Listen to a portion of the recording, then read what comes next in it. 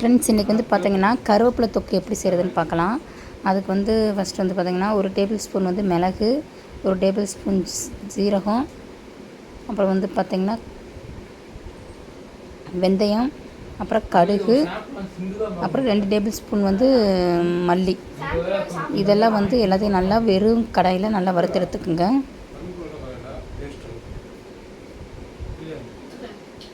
இப்போ வந்து பார்த்திங்கன்னா மல்லி வறுக்கும்போது நமக்கு நல்ல வாசனை வரும்.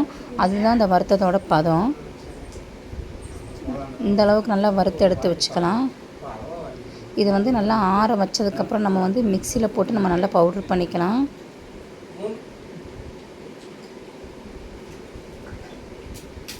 இப்போ மிக்சி ஜாரில் சேர்த்து இந்த அளவுக்கு கொஞ்சம் கொரகொரப்பாக கொஞ்சம் பவுட்ரு பண்ணிக்கோங்க.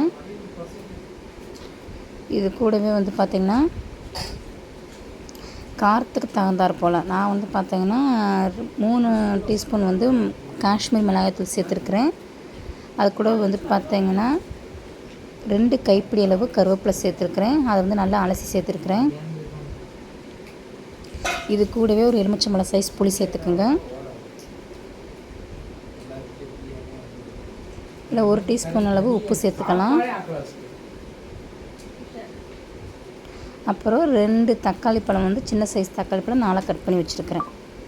இதில் கொஞ்சோண்டு தண்ணி ஆட் பண்ணி இதை வந்து பார்த்திங்கன்னா நல்ல மையாக அரைச்சி எடுத்துகிட்டு வந்துக்கலாம்.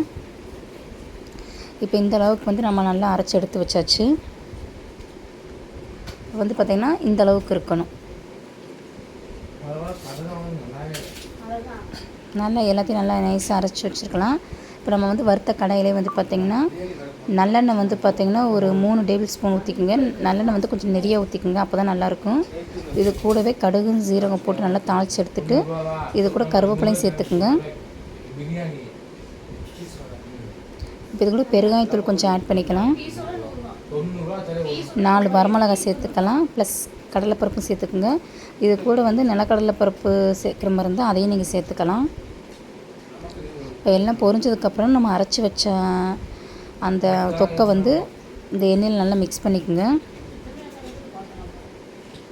இது அந்த மிக்ஸி ஜார்லேயே கொஞ்சம் நம்ம தண்ணி ஆட் பண்ணி அதையும் சேர்த்துக்குங்க. சேர்த்து விட்டு எல்லாத்தையும் நல்லா மிக்ஸ் பண்ணி விட்டுருங்க.